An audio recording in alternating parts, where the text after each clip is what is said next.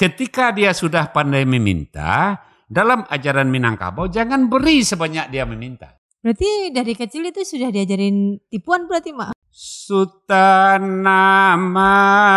era jodi malengganglah alu kata pian.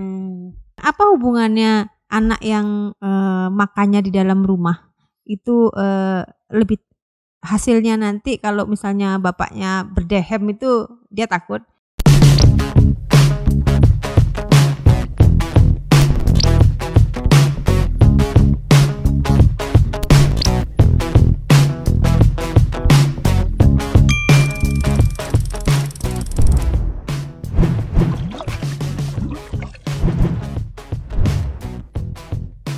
Assalamualaikum warahmatullahi wabarakatuh, sahabat budaya di seluruh Nusantara dari Sabang sampai Merauke. Kembali kita bertemu dalam Kabalai podcastnya BPNB Sumbar. Pada kesempatan kali ini kita kedatangan tamu seorang budayawan Minangkabau dan kita akan berbincang ringan, berbincang santai tentang pengasuhan anak. Mak Kati, ya. Assalamualaikum warahmatullahi wabarakatuh. Waalaikumsalam. Gimana kabar hari ini? Alhamdulillah, sepertinya Tuhan masih memberi berkah dan syafaat mungkin dari Nabi.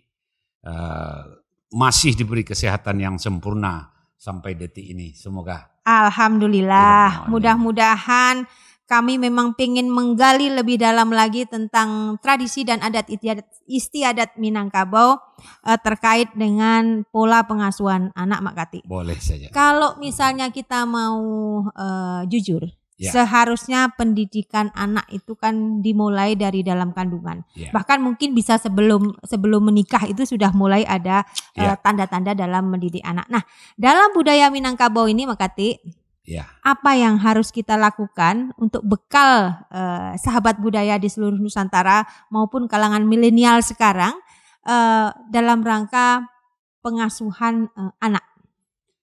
Ya, mungkin beberapa waktu yang lalu kita sudah menyinggung juga selintas bahwa ketika anak baru lahir setelah mandi umur 0 tahun itu sampai sekian hari, biasanya nggak sampai sebulan itu, yang menurut prosedur yang Mama tahu itu sampai 40 hari, sehabis masa nifas ibunya itu si anak akan bersama ibunya tinggal di tempat di kasur yang sama. Nah, itu sampai batas 40 hari. Kemudian setelah 40 hari itu si anak akan dibelikan sebuah kasur kecil yang kira-kira sesuai dengan anak gitu sampai dia umur 3-4 tahun itu masih cocok untuk dia. Jadi dari habis masa nifasnya ibu itu dalam ajaran yang berlaku di Minangkabau yang Mama tahu, tuturan dari guru-guru, dari orang tua, anak baru boleh dipisahkan. Jadi tempat tidurnya harus dipisahkan. Walaupun masih satu lantai, masih berbarengan dengan ibu, walaupun di atas tempat tidur yang besar itu dia bentangkan kasur kecil di sana, bersamalah dia tidur di atas kasur. Tapi anaknya lebih dibatas lagi gitu. Ini sangat besar filosofinya menurut Mak Kati bahwa walaupun dia anak dan ibu, walaupun dia anak dan ayah, itu masih harus dijaga sampai dewasanya ruang-ruang pembatas, apa yang bisa dia kerjakan, apa yang tidak, apa yang bisa dia katakan, apa yang tidak. Jadi selalu dari kecil itu sudah dilihatkan tanda-tanda bahwa antara ayah dan ibu dengan anaknya masih ada pembatasnya walaupun itu anak kandungnya sendiri. Jadi demikian besar fungsinya. Jadi pendidikan terhadap anak dari mereka dianggap belum mengerti dengan memisahkan kasur itu berarti sudah orang tua belajar anak-anak itu harus tahu batasan-batasan terhadap orang tua. Iya. Itu satu. Yang kedua, ketika dari si bayi ini punya kakak atau dia akan menjadi kakak, ada adiknya lagi, itu yang kakak pasti ditidurkan juga di kasur yang lain. Berbeda dengan adiknya? Berbeda dengan adiknya. Kalau bahasa di kampung Amakati namanya kasur bujang. Kasur di atas rata-rata orang dewasa lah besarnya. Itu kalau dulu di kami dibelinya di tepi Umbilin tuh di Danau Cingkara, itu sangat banyak orang jualan kasur di sana. Iya kan banyak kapuk randu di sana. Iya, jadi dipisahkan juga. Jadi sampai dewasa pun dia akan tetap diajar untuk segala sesuatu tetap memisah. Dan pada akhirnya ketika dewasa pun si perempuan umpamanya anaknya ini, di rumah gadang nanti dipisah lagi bahwa ada lumbuang. Si bayau-bayau, tangguang lapa, si tinjau lawi. Dan si tangguang lapa ini makanan tiap hari. Si anak yang sudah menjadi istri orang ini kalau dia berhasil dengan pencariannya berdua dengan suaminya, itu ada namanya kapua. Jadi selalu ada pemisah di sana. Nah, pemisahan itu akan kita lihat di antara yang lebih banyak ini ya. Yang lebih banyak di antara anak umur 3 minggu. Kenapa 3 minggu? Masa alkikah anak itu lebih banyak itu dilakukan sebelum 3 minggu. Atau rentang waktu 3 minggu itu. Itu yang lebih banyak orang melakukan. Akhirnya di dalam bahasa Minang, sajak diraim bundo kanduang bania ibu jo bapak kok lai anak Islam laki-laki walau anak Islam perempuan. Duo sunat, duo perlu dikaji sunat dan duo bakikah batari abwa. Dikaji perlu nan duo bapitah basunai rasu. Ketik di bawah kai ada aja mandi dibari balimau coba kasai. Baganto bagiriang-giriang dibari bagombak limo kombak banamo kalimonyo. Ketik dia aja siang disuruhnya lah sampai siang disuruhnya sekala malam ditunjuk malam diajarnya mengaji lah sampai balia beraka baru bertunjuk ajari. Jadi ada patwa-patwa Minang, kita kembali ke umur 3 minggu, bakikah basunai rasu. Al-kikah sunat rasu itu sunat rasul dalam bahasa Minang disebut sunat rasu. Itu efektif yang lebih banyak ulama memisahkan itu umurnya 3 minggu. Paling lama? Paling lama itu 3 minggu. Kalau enggak juga 3 minggu, itu pasti si ibu atau si nenek akan bicara dengan anaknya sedang tidur. Nak, terlalu susah hidup kami keluarga hari ini. Engkau belum bisa ayah dan ibu mengakikahkan.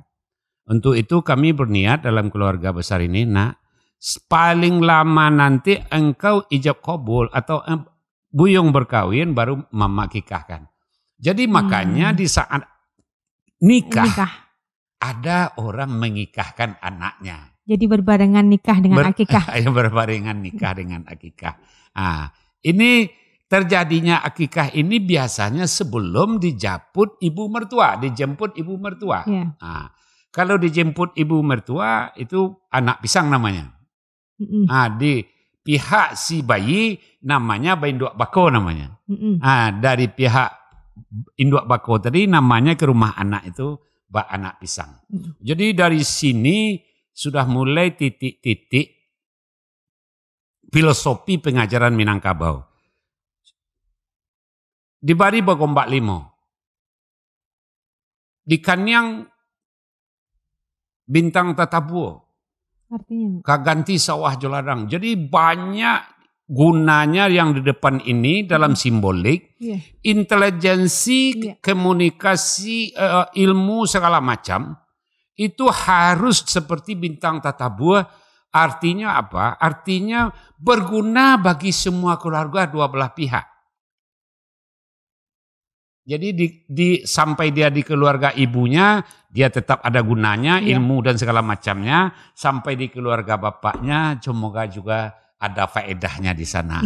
Jadi makanya disimbolkan secara baik-baik. Kemudian setelah dijemput oleh bakonya, namanya yang tadi kita sebut beranak pisang. Kenapa anak pisang? Ini kan jangankan kaula muda, jangankan generasi milenial, generasi ibu-ibu dari ibu yang melahirkan ini saja sudah banyak yang tidak mengetahui apa itu beranak pisang. Itu pengalaman mama keliling Sumatera Barat hari ini, tidak banyak lagi orang mengerti tentang beranak pisang. Kenapa beranak pisang? Pisang salah satu anak dijemput bako, dia kan anaknya sudah akikah itu kan dijemput oleh bakonya, karena umur sebulan, umur 2 bulan, umur 3 bulan kan dijemput bako tuh. Nanti diantar lagi, disuruh malam 2-3 malam di rumah mertua yang si ibu kan begitu. Ketika si ibu anak diantar bako, pasti satunya adalah anak pisang. Anak pisang itu tidak boleh diganti-ganti, tetap dicarikan anak pisang batu atau anak pisang tembatu, atau bahasa lain pada sisi nagari lain anak pisang mungo. Nah, kenapa itu? Karena salah satu hakikat dari pisang itu adalah pendingin. Penyejuk, pilali. Jadi si anak dihakikatkan bisa jadi pelali, jadi pendingin, jadi penyejuk di keluarga belah pihak. Ditimba balik. Kenapa begitu? Kalau anaknya damam, itu cari anak pisang tembatu, pakai daun pugago ambon, minum dan badut-badutkan ke badannya, selesai. Itulah posisi pisang itu. Jadi keadaan si anak juga menjadi pilali, jadi pendingin di dalam rumah tangga. Diharapkan anak itu nanti menjadi penyejuk dan pendingin. Kemudian apa yang dibawa yang lain? Salah satunya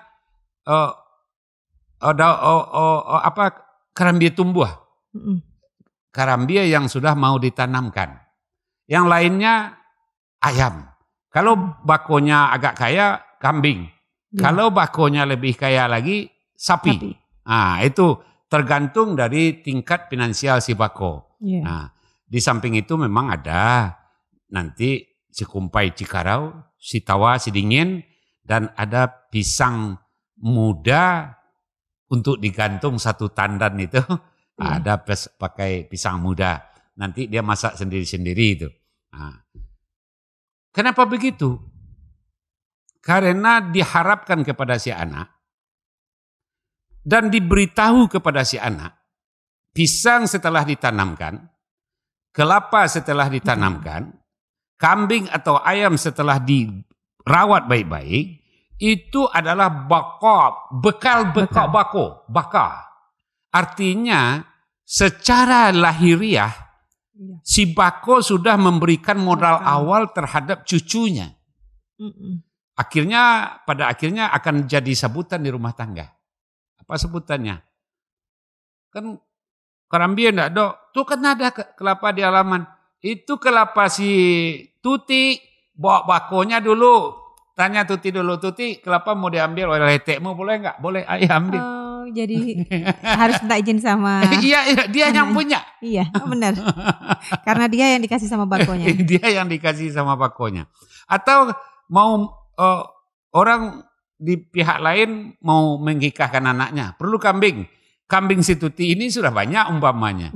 Ya minta izin ke dia dulu, baru bisa diberikan saja kambing itu untuk akikah pula atau untuk apa. Tapi akan jadi sebutan, kalau ini bukan saya punya, Bu. Ini punya si Tuti, pembawaan bakonya yang sudah kambang sekarang. Ini. Jadi ada memang pesan moral di situ, Mak. Bahwa pemberian bako itu akan selalu diingatkan terus ke anak sampai dewasa. Sampai dia punya anak lagi. Sebab dia akan berlaku sama dengan kemudian hari ketika dia punya cucu pula. Luar biasa. Jadi sahabat budaya Nusantara, bako itu sebetulnya adalah keluarga dari pihak ayah. Pihak ayah dari anak yang dilahirkan itu. Ini sekedar tambahan pengetahuan. Nah, Mak, tadi kan lambang-lambang ini sudah dibawa oleh bako dan itu menjadi lambang bahwa perhatian bako ke anak itu luar biasa. Dan ini juga salah satu cara mendidik anak bahwa dia tidak boleh melupakan bakonya karena jasa-jasa bakonya yang seperti itu. Nah, setelah dia akikah itu, Mak. Ya, tapi Mama ingin menambahkan satu lagi tentang pisang tadi. Oh iya. Belum lengkap rasanya kalau tidak diurai habis-habis, nanti tergantung pula dia. Iya. Pisang kalau sudah ditanamkan, dia tumbuh akan beranak pinak. Anak pisang ini akan memagar ibunya. Iya, anak pisang akan tumbuh di sekeliling ibunya, benar. Biarlah dia di landak sapi atau apapun, asal ibunya sampai berbuah. Dia perjuangkan, dia bentengi ibunya dari apapun yang masuk ke dalam ladang, dia akan membentengi ibunya sampai ibunya berbuah lagi. Jadi filosofi pisang ini luar biasa. Iya, memagar ibu. Nah, kalau kita kembalikan ke kaula muda kita, generasi milenial, menurut Mama, beri maaf Mama ya, ponakan yang ada mendengarkan ini, generasi hari ini yang lebih banyak tuh seperti anak batu lado ya. Hanya menghabiskan ibunya. Sudah segala macam, dia ibunya sudah cakuang terlalu besar tapi dia masih digiling masih menggesek ibunya gitu. Jadi filosofi batu lado. Kalau bisa jadi anak itu jadilah anak pisang supaya memagar ibu dan memberi penyejuk ketika kita berada di pihak ibu dan di pihak bapak, kita akan menjadi penyejuk dimanapun kita berada. Apalagi di tengah kaum yang lebih besar. Ya, keberadaan kita itu. Makanya dalam ucapan ketika ibunya berkahwin kan, semoga jadi keluarga sakinah mawaddah warahmah. Itu kan itu anak pisang tadi yang. Iya, benar. Jadi dia bisa memang filosofi, kalau saya baru ingat sekarang Mak Kati, bahwa pisang itu anaknya pasti mengelilingi induknya. Iya. baru terasa sekarang. Nah, ini sahabat budaya di seluruh Nusantara, jadilah memang pisang. Anak pisang. Jadilah anak pisang. Yang memagar ibu. Jangan jadi batu lado, anak batu lado gitu kan. Jadi batu lado itu cobek dari batu untuk menggiling lado. Jadi di mana-mana di seluruh Nusantara ada itu. Jadi kalau menggiling itu kan anaknya yang dipegang itu yang menggerus ibunya, menggerus lapeknya. Nah, jadi filosofinya di situ. Nah, ada lagi Mak? Ya, rasanya sudah. Tapi tambahannya itu bahwa pisang yang dibawa muda satu tandan itulah yang biasanya siapa yang datang, masa pisang ambil. Jadi makanan orang banyak di sekeliling orang yang datang ke rumah menyelau anaknya, 3-4 hari berikutnya pisang pasti sudah masak itu. Jadi ini jadi artinya si anak itu tidak hanya hubungan komunikatif dengan bako dan pihak dia sendiri, dia juga harus dapat manisan orang lain di sekelilingnya, dapat yang enak orang lain di sekelilingnya. Itulah. Jadi dia harus bisa membagi, berbagi manis dengan sekelilingnya. Itulah sebetulnya filosofi pendidikan ke kita semua kaula muda, bahwa jadilah orang yang menjadi pemanis tidak hanya di keluarganya tetapi memaniskan sekelilingnya. Kalau di Jakarta di RT-nya ya barangkali ya. Satu RT. Bisa satu lurah Mak Kati. Satu lurah ya. Ini kan kita berbicara tentang pendidikan anak pada waktu dia kikah, terus hubungannya dengan bakonya. Nah, ada lambang-lambang lain setelah itu Mak Kati? Tetap saja ada berlanjut ya. Salah satu contoh pada sisi yang lain ya, barangkali kita sudah baca. Anak kecil ini menangis ada 4 macam. Belum kita baca? Belum. Oh belum ya? Belum. Nah inilah pendidikan Minangkabau. Iya. Anak menangis ketika dia mulai lahir itu sampai dia bisa berjalan, merangkak, baru baduangannya lepas. Itu anak itu menangis hanya 4 persoalan. Pertama anak menangis, si bayi menangis, momongannya, popoknya basah, apa namanya, di badungan kainnya ini basah. Iya. Berarti karena dia pipis. Pipis atau apa. Yang kedua anak menangis dia belum mandi. Itu lihat jam biasanya. Yang ketiga, anak menangis lantaran makan minum. Berarti netek. Lapar. Yang ketiga, anak menangis perutnya sakit. Ini kecenderungan ibu-ibu muda hari ini, anak menangis ini diabaikan dalam bentuk kondisi anak. Kenapa dalam bentuk kondisi anak? Ketika anak menangis, si ibu muda hari ini nggak lihat kondisi anak. Langsung aja diayun buayan. Nggak ditengok, tambahin aja ayunannya. Tambahin ayunannya. Ini yang jadi bumerang. Pada hari ini, katakanlah 25 tahun ke sini, Mak Kati sudah lihat jelas. Hasilnya. Mestinya anak menangis itu dilihat kondisinya. Angkat dulu sedikit, basah enggak badungannya. Iya. Kalau basah badungannya, ganti dengan yang kering, lap sedikit dengan anduk yang basah. Tapi jangan terlalu basah anduknya. Kan begitu, jika perlu air suam kuku dilap si anak. Supaya terasa segernya lagi. Baru dibadung lagi. Tidur kan ya udah selesai. Ada kalanya anak menangis kakinya berpilin. Main kakinya dalam badungan itu. Ini pasti perutnya sakit. Dia masuk angin. Kadang-kadang lantaran si ibu tidak mengindahkan kondisi anak, langsung aja dikasih buayan. Padahal yang diminta anak bukan buayan. Yang diminta anak minyak tanah pakai bawang umpama atau minyak kayu putih. Minyak kayu putih. Dibalur di perutnya, tapi jangan dekat pusat. Kalau pusatnya baru tumbuh sembuh, di seliling itu. Ini kan yang diminta anak yang kita beri. Filosofinya ini, Mak. Iya, yang diminta anak yang kita beri. Sekarang enggak lagi. Anaknya minta makan dikasih bubur. Satu, anaknya minta kain kering, badungannya kering, dikasih buayan. Kan hampir tiap detik si anak ditipu oleh mamanya. Ibu-ibu muda hari ini. Iya, ditipu oleh ibunya. Ya, anak menangisnya jam 9, mestinya kalau jam 9 anak nangis lagi. Jam berapa? Jam 9, mandi dia. Kalau ibunya sedang menggoreng telur umpamanya atau bikin apa-apa di dapur, ya matikan itu dulu, mandikan anak dulu. Iya. Daripada dia ditipu dengan buayan. Berarti dari kecil itu sudah diajarin tipuan berarti, Mak? Iya, makanya kalau setiap hari, setiap detik anak-anak ditipu oleh ibunya. Kalau dia sudah gadis, dia nipu ibunya lagi gimana? Dia balaskan ke ibunya. Kemana kamu tadi? Ibunya. Tadi ke Bukit Tinggi, Mak, ke tempat si Tuti, ke tempat siapa? Kayak 3 hari kemudian ketemu sama Tuti. Kemarin memang ke rumahmu dia. Enggak pernah loh, udah 6 bulan enggak datang-datang ke sini. Kemana dia? Dia mulai menipu ibunya. Karena dalam keseharian dia sudah sering kena tipu oleh ibunya sendiri. Iya. Ini berarti ibu-ibu muda sekarang tidak pernah mau memahami kondisi anak. Nah, mestinya menangis anak lihat dulu. Hari belum jam 9, kainnya bersih, badungannya bersih, nggak basah, kakinya nggak berpelin, tapi dia menangis juga. Pasti netek ini. Lapar, baru kasih. Jadi apa yang dia minta lah yang akan diberikan. Walaupun ketika dia sudah pandai meminta, dalam ajaran Minangkabau jangan beri sebanyak dia meminta.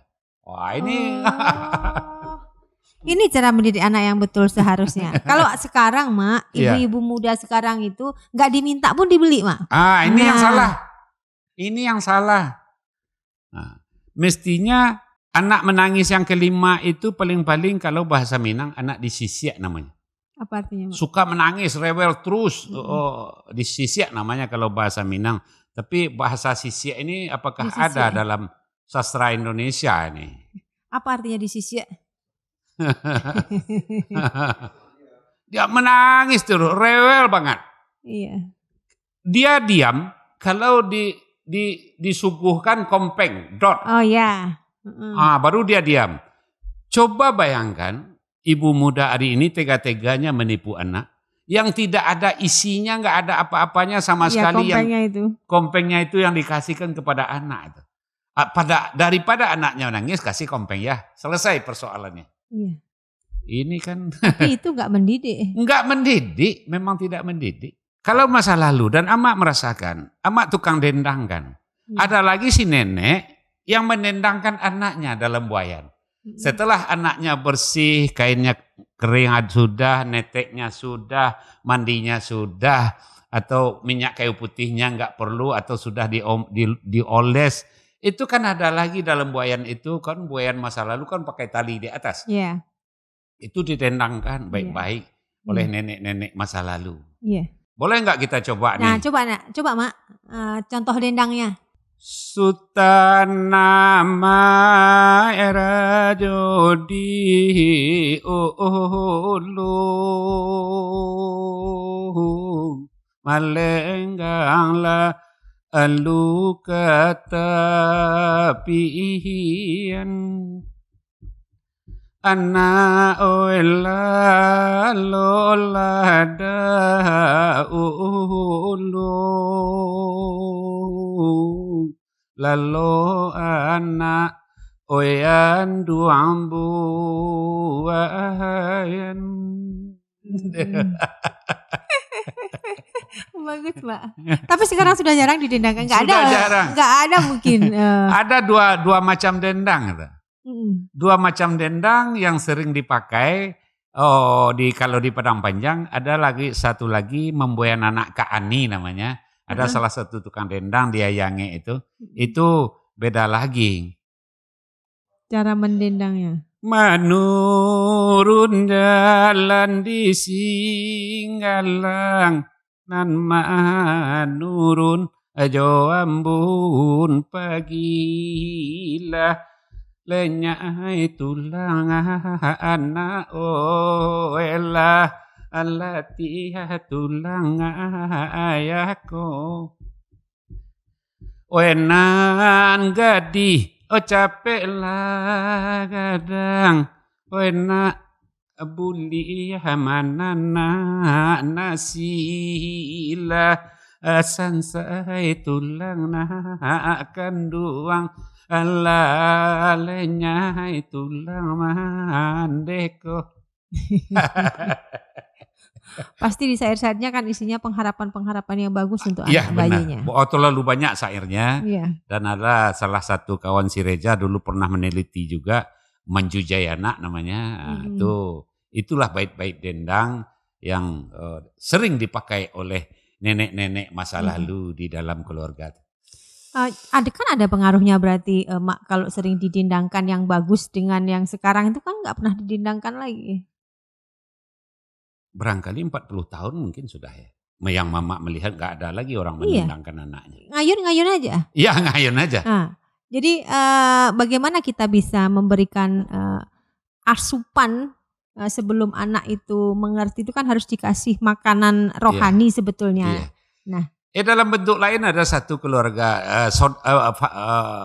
teman Mama di daerah Parik Malintang, daerah tepatnya di Kampung Guci.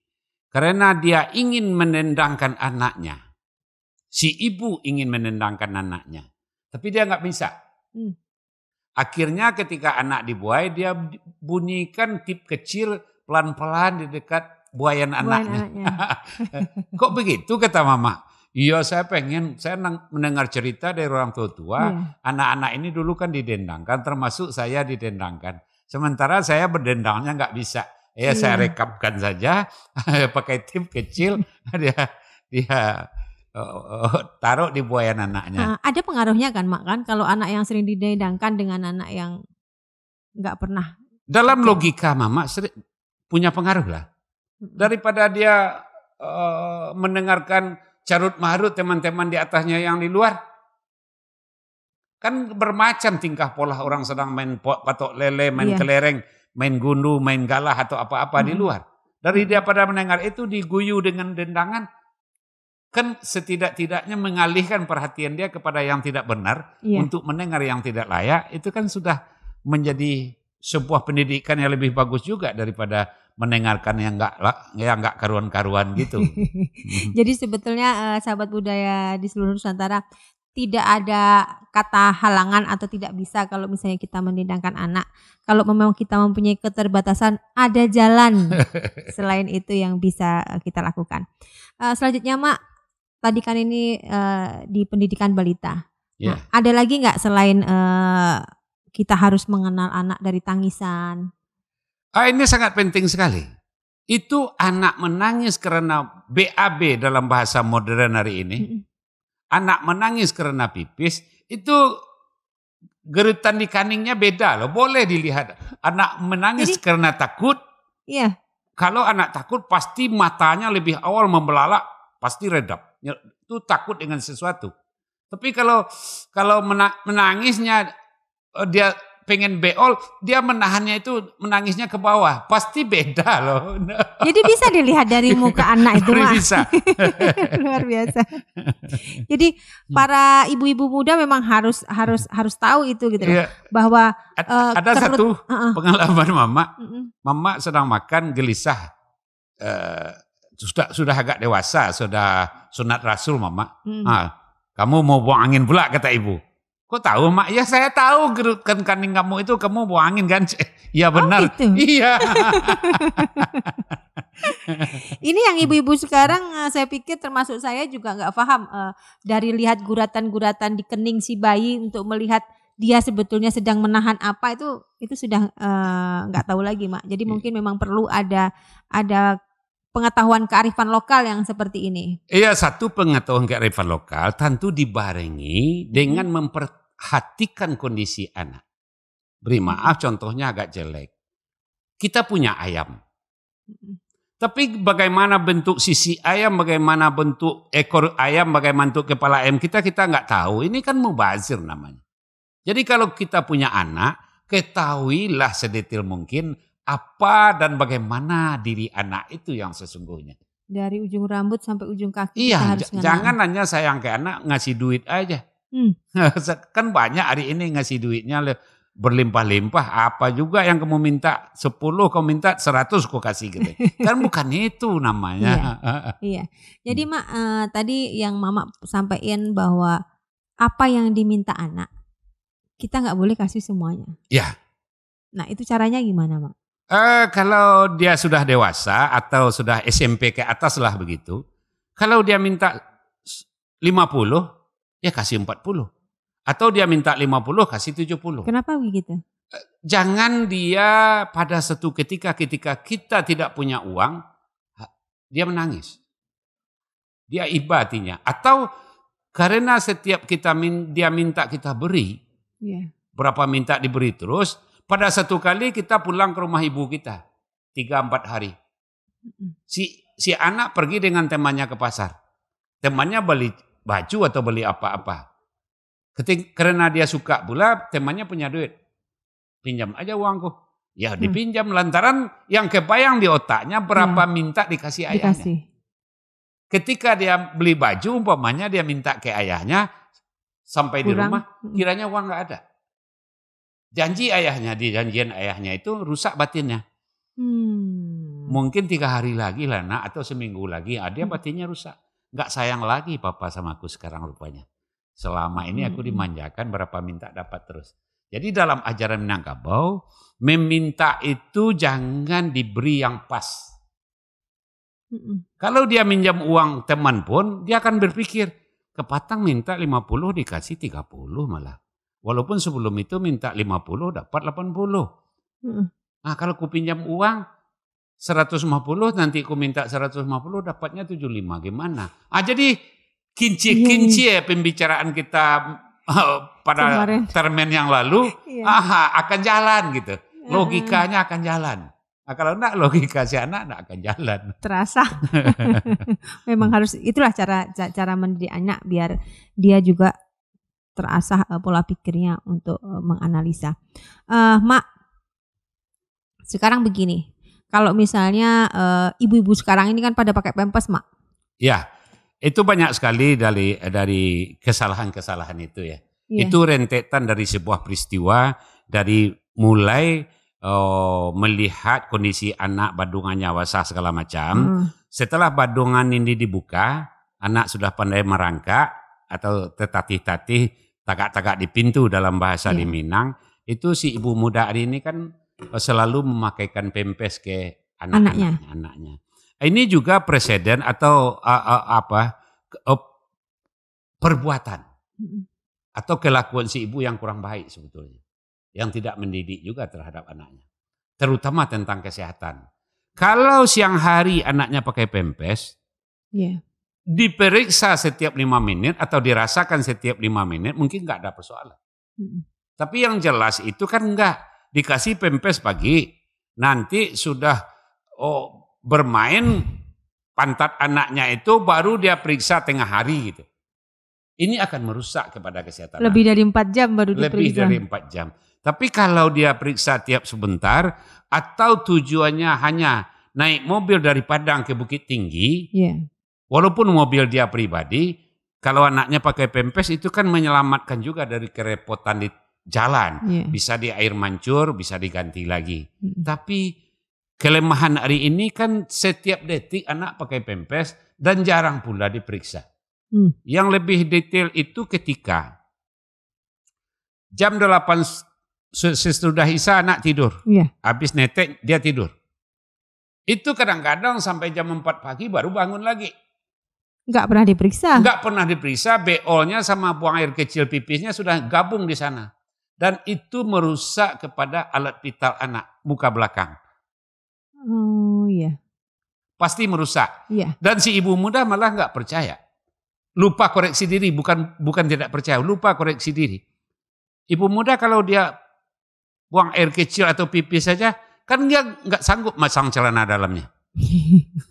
Kok anaknya dibiarkan menumpuk nggak dibersihkan gitu. Jadi ini memang penting ya bagi kaula muda. Jadi jangan hanya mengharapkan pekerjaan ketika si ibu muda bekerja pada kantor atau pada bank. Si bapak juga bekerja, coba dicarikan solusinya supaya anak ini dididik betul-betul menurut filosofi-filosofi yang kita baca-baca ini supaya ada manfaatnya bagi mereka. Nah, selanjutnya Mak, ini kan anak balita nih, pendidikan di anak balita. Nah, sekarang kalau misalnya selepas balita nih, anak yang sudah belum akil balik tapi sudah mulai belajar ngaji, apa yang harus dilakukan orang tua? Kalau ini awalnya hanya persoalan makan. Makan? Ya. Kalau menurut Minangkabau, apapun yang dimakan anak, apapun yang kita berikan kepada anak, itu pintu harus ditutup. Dari mulai makan pisang bakukui. Walaupun pisang bue itu yang diambil sedikit-sedikit dengan sendok dikasih ke anak. Pintu harus ditutup. Jadi pada waktu kita memberi makan ke anak, itu pintu harus ditutup. Pintu besar, pintu ke rumah. Iya, pintu rumah harus ditutup. Harus tutup kecuali jendela. Dulu kan begini, setiap makan pintu dibuka. Tutup pintu nak, dilihat orang, kulek kita, capak kita didengar orang di jalan. Itu ajaran-ajaran omelan-omelan pendek dari si ibu. Tapi akibatnya ketika anak makan tidak ditutup pintu, itu si anak tidak bisa dimarahin. Pasti melawan ke ayah ibunya. Jadi tidak ada sebuah kurungan pun. Makanya mama suka anak itu kalau makan dalam kerengkang kecil ada gerobak roda 4 atau apa namanya. Ketika dia makan atau pakai kereta roda 3, taruh di sana tapi tetap dalam rumah, tapi di sana dia makan gitu. Itu mama lebih suka. Jadi di tempat yang tetap di dalam rumah harus ada yang menutupi. Harus ada yang membatas. Iya, membatasi. Iya. Ketika itu dia sudah dewasa, dia pasti pakai batas juga lagi, seperti batas kasur, batas tikar ketika dia tidur tadi. Umpamanya ketika dia marah sama ibunya, ayahnya nggak keluar rumah, dalam kamarnya, anak pasti kaget, dia akan diam. Boleh diuji, sudah Mamak teliti itu. Orang yang makan keluar rumah, pasti batuk pun ayahnya, malah menghardik pun ayahnya, dia tidak akan diam. Anak sekarang makannya malah sampai ke jalan-jalan. Nah ini yang susah. Kalau bahasa teman Mamak, nangkene rusak ini. Nangkene rusak. Di sini rusaknya. Iya. Singiki rusak. Jadi kenapa bisa begitu, Mak? Kalau misalnya anak, jadi dari kecil dia pintu harus ditutup, terus dia duduk, terus kita kasih makan. Iya. Bedanya dengan anak yang makannya itu sampai ke taman-taman, sampai ke jalan-jalan diikutin. Iya. Nah. Mungkin pada masa sebelum ini kita sudah bicara tentang rumah gadang. Rumah gadang yang membelakang jalan. Salah satu gunanya untuk rumah gadang membelakang jalan itu, apapun yang kita makan tidak dilihat orang lain. Kenapa nggak boleh dilihat orang lain? Karena ini malu keluarga, malu orang. Bisa bikin malu keluarga sendiri dan juga bisa bikin malu orang lain. Kenapa bisa begitu, Mak? Kan, Mak.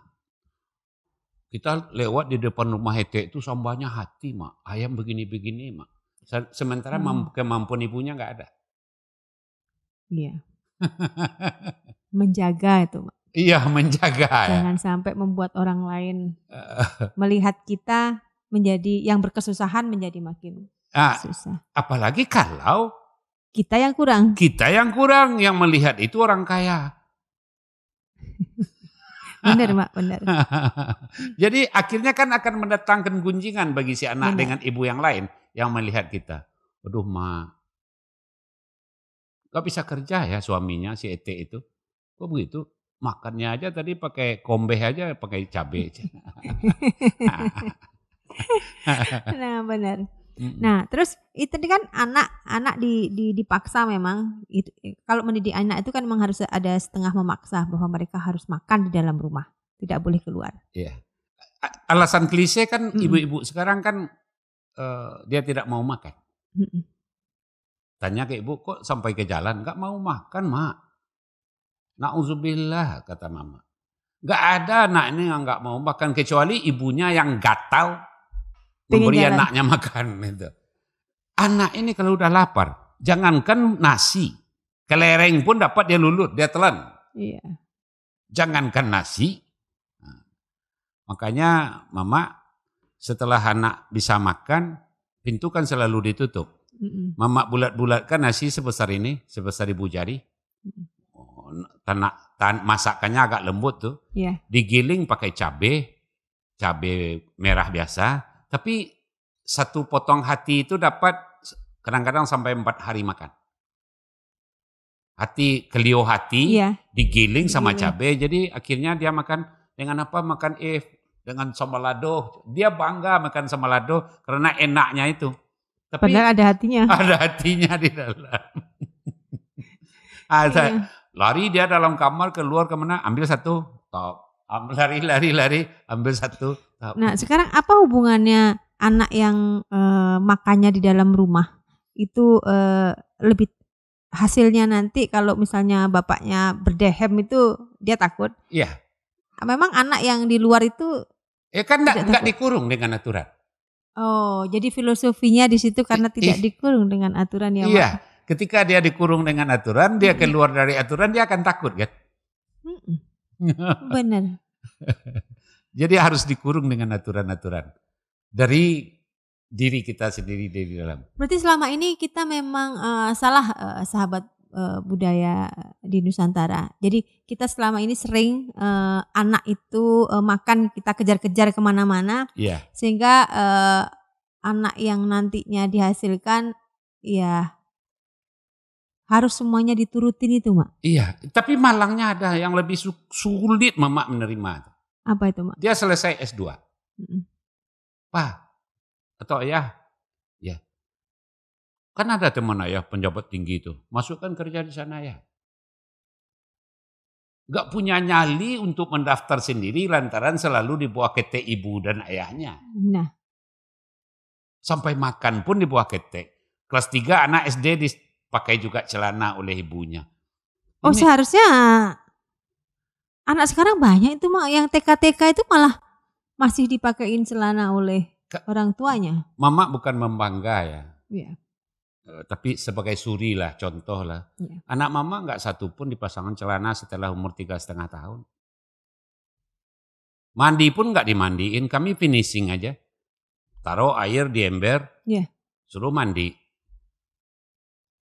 Kita bolak-balik aja, bolak-balik. Udah nak, udah, nah, finishing. Baru diraba kulitnya, nama mana air sabun yang tinggal atau apa. Kasih anduk, dia suruh lap sendiri. Itulah seharusnya cara mendidik anak untuk. Lantas dicoba pasang celana, kasih celana, nggak bisa, kasih tikar di bawah, duduk nak pasang celananya, pasti duduk. Baru kita finishing sudah dia pasang sendiri, baru kita betulkan mereng atau apa-apa gitu. Iya. Disuruh dia bekerja. Jangan kita selalu. Kalau sekarang kan kelas 3 SD masih ibunya masang celana. Iya. Finishing penyelesaian akhir kita. Bahkan kadang-kadang apa-apa harus dikasihkan sampai ke tangannya. Kalau misalnya bawa bekal gitu kan, oh iya. semuanya. Semuanya. Nah, itu gimana itu, Mak? Iya, kalau menurut Mama berarti tidak mengajar anak mandiri. Mestinya anak ini diajar berusaha untuk mendapatkan sesuatu. Itu cara sebetulnya dari kecil dia. Itu cara sebetulnya. Malah wadanan lebih hebat itu. Mama lupa namanya, entah si Erik atau si Reza. Ada salah seorang bintang film ketika melahirkan. Hari ketiga dia masuk kamar, dia buka baju, dia buka branya, anaknya dia buka juga badungan gelito aja yang ada. Iya. Dia telungkupkan di atas perutnya. Dia suruh mencari punting susu sendiri anaknya di atas perut si ibu. Kan dulu keluar di infotainment. Iya. Itu tasawuf. Mendidik anak yang lebih hebat itu memang begitu. Dari umur sekian hari disuruh berusaha mendapatkan hak rezekinya. Mak suka sekali tuh sampai habis itu Mak tonton, tapi Mak lupa nama bintang filmnya. Iya. Jadi setelah bayi lahir memang disuruh nyari sendiri. Nyari sendiri. Iya. Kan berusaha namanya. Iya. Mendapatkan sesuatu. Kan sudah mulai meraba-raba dia. Mungkin itu ya, Mak. Kalau misalnya kita bisa bilang bahwa apakah memang benar anak-anak sekarang ini daya juangnya kurang? Karena enggak diajar. Nah, enggak disuruh berjuang dari kecil. Untuk berjuang mendapatkan pekerjaan, minta bantu sama orang lain, minta bantu sama papa, sama paman. Udah master kok.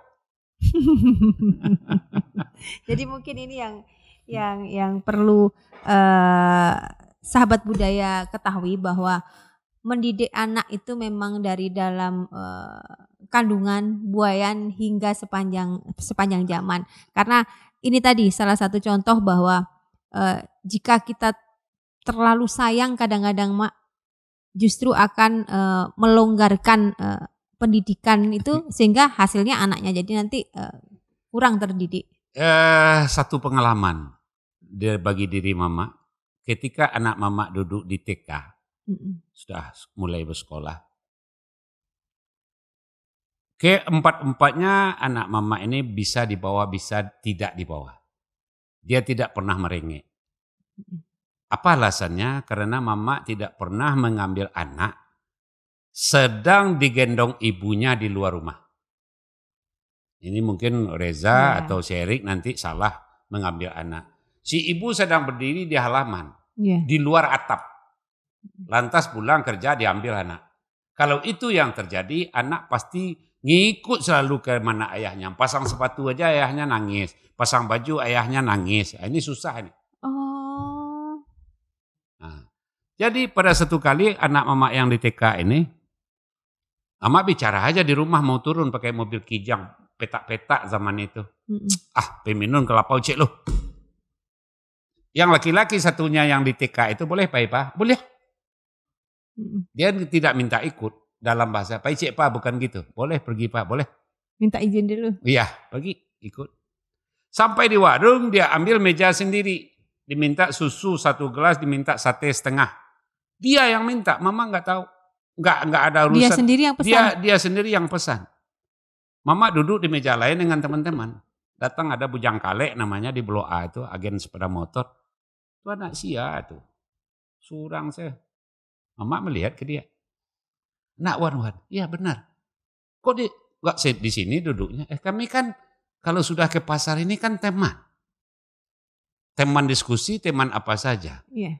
Dia berhak meminta uang, tapi kita tidak berhak membayarkan dia. Lihat aja nanti. Selesai dia makan, datang. Saya mau berdiri di luar. Minta, kasih uang. Dia antar ke ibu yang punya warung. Bukan yang kita punya, yang dia saja yang dia bayar. Kembali uang dikasihkan lagi, taruh kantong kita lagi, baru dia main di luar. Sebegitu mandirinya. Sebegitu mandirinya. Keempat-empatnya masuk SD tidak diantar. Tidak ditungguin. Enggak diantar, enggak boleh. Lebih parah yang senior si Reza, ada pegawai BPMB, itu dia ambil batu ketika mau mendaftar di SD itu untuk mau lempar mama. Kan enggak apa-apa yang mau sekolah saya katanya. Akhirnya mama membuntuti dia jarak dua tonggak listrik. Iya. Enggak boleh satu tonggak, satu tiang listrik itu. Dua itu mama membuntutinya di belakang. Sampai dia masuk ke sekolah. Ada guru di depan dimardisiwi seolah-olah dia nanya. Kan mama enggak tahu, lihat dari jauh aja. Iya. Dibilang si ibu dia masuk ke dalam. Oh dia masuk, mama baru lari. Sampai di jendela dengar aja. Bu, Assalamualaikum Ibu. Assalamualaikum anak saya. Waalaikumsalam anak sayang. Doa apa nak? Orang ke sekolah siko Bu. Josia orang kemari. Seorang aja Bu. Enggak ada mama aja papa. Lai papa tadi jauh. Enggak boleh sama. Bagus enggak apa-apa sekolah. Donya orang ke sekolah siko. Anak sekarang sudah enggak ada yang kayak gitu Mak Kati. Dia mendaftar sendiri, panggil papa enggak. Ada yang bayar-bayar. Nah, tulis nama saya dulu. Ini bundel. Ini KTP papa, ini kakak, ini KTP mama. Mendaftar dulu, baru dijemput emak keluar ruangan. Padahal mama sudah nunggunya di pintu. Masuk. Anak sekarang seminggu Mak Kati ditungguin di dalam kelas. Wah itulah.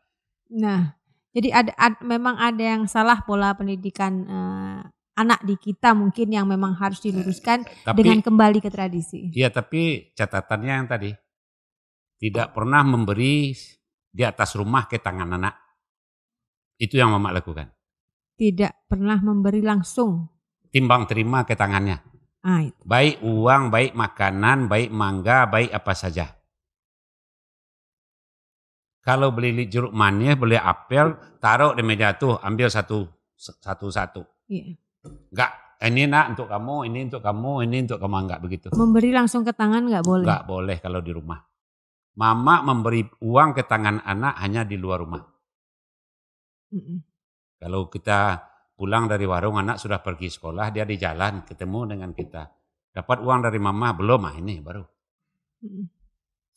Berarti itu untuk mendidik mereka berusaha itu tadi, Mak? Iya. Enggak boleh langsung kita ke tangannya? Enggak boleh tanggung. Dia harus berupaya 2-3 langkah, berusaha 2-3 langkah untuk mendapatkan rezekinya. Ini sebetulnya nilai budaya yang sudah banyak dilupakan untuk kita saat ini. Mungkin karena terlalu sayang sama anak atau mungkin karena membaca buku yang kadang-kadang tidak sesuai dengan budaya kita sebetulnya.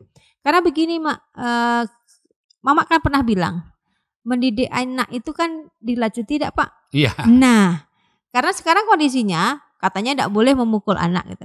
Padahal di kita kan itu tidak menjadi sesuatu yang menjadi masalah besar dan tidak juga menghasilkan generasi yang nggak karu-karuan. Yeah. Itu kalau misalnya nenek moyang kita sudah istilahnya sudah mengeluarkan pepatah seperti itu, pasti hasilnya akan luar biasa. Nah, contohnya saja, Mama diserahkan mengaji tahun 57. Mulai mengaji surat Amma, Alif Bata itu, kalau sekarang namanya Iqra. Itu si bapak, ayah mama bawa rotan 3 lembar. Sepanjang ini. Angku, ini anak saya mau belajar mengaji.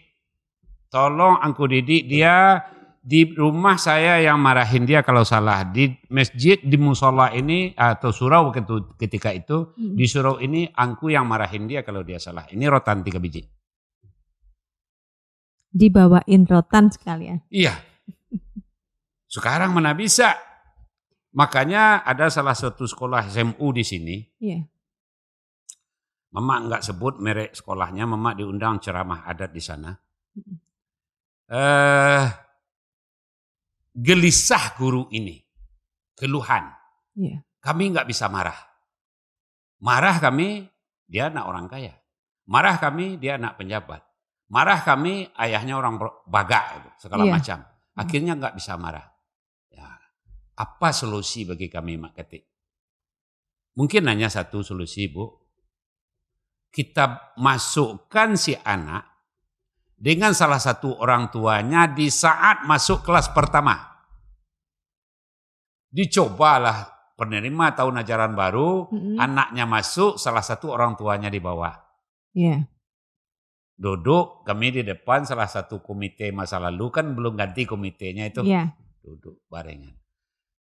Apa yang kita usulkan ke kepala sekolah, sampai di mana batas kami marah ke anak bapak ibu, supaya kami bisa mendidik dia lebih baik daripada yang sesungguhnya sama-sama yang kita harapkan. Kenapa begitu? Ketika kami marah tidak diberi batas, kami kena serang oleh bapak ibu ke sini.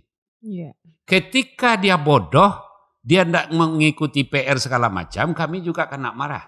Iya. Coba beri kami batasan, kalau satu kali dia tidak bikin PR, apa yang bisa kami lakukan?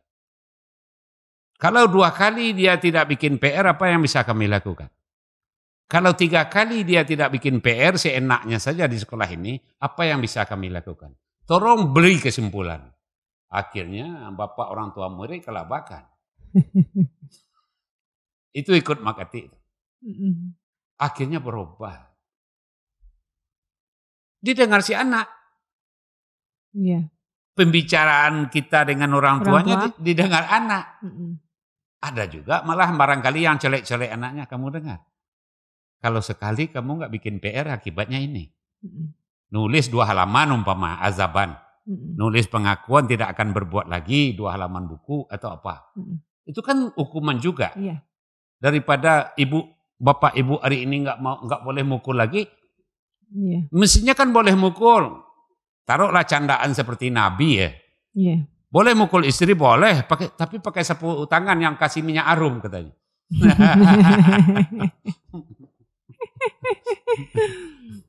Nah, jadi menurut Mama nih, ini kan banyak generasi sekarang ini, generasi milenial sekarang yang cara mendidiknya sudah salah langkah di awal.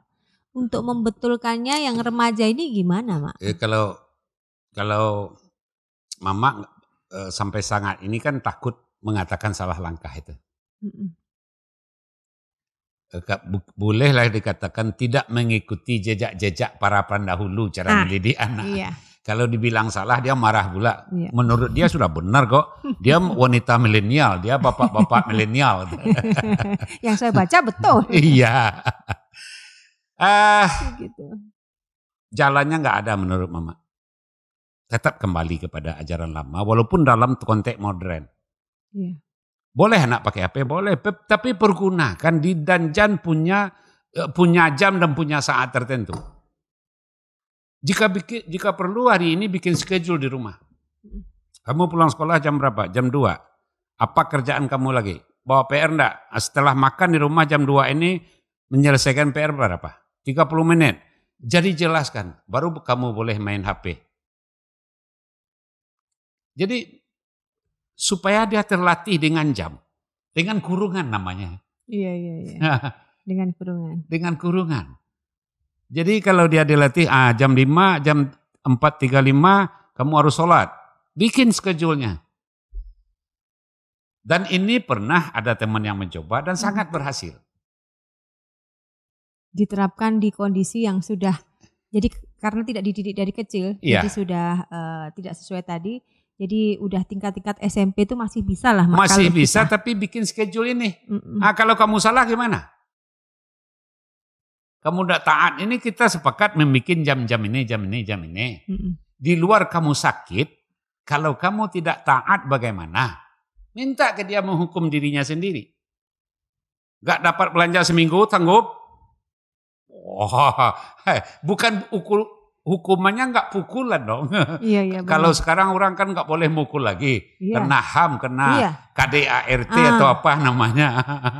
Jadi Mak, kalau menurut Mama nih, apa yang sebaiknya dilakukan calon pasangan ataupun pasangan muda sekarang dalam mendidik anak, Mak? Jadi biar yang belum punya anak nih dan yang akan mempunyai anak biar ada bekal nih, Mak. Ya, kalau beberapa episode kita ini secara lintas-lintasan mereka sudah paham sebetulnya mana yang ikut mendengar ya. Tapi kalau yang belum, tidak ada jalan lain menurut Mama, harus kembali kepada pola pendidikan Minangkabau dalam artian yang coba kita baca tadi. Dan kalau toh ragu, cari bukunya. Kalau toh ada, barangkali Mama juga berharap ya. Berharapnya begini kepada BPNB Sumatera Barat.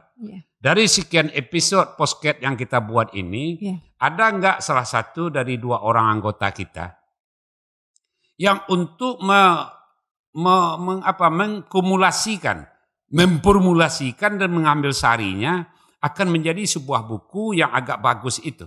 Jadi BPNB kan terkenal dengan persoalan pelestari budaya. Pelestari budaya satu, yang kedua dananya tidak bersangkut-sangkut dengan gubernuran.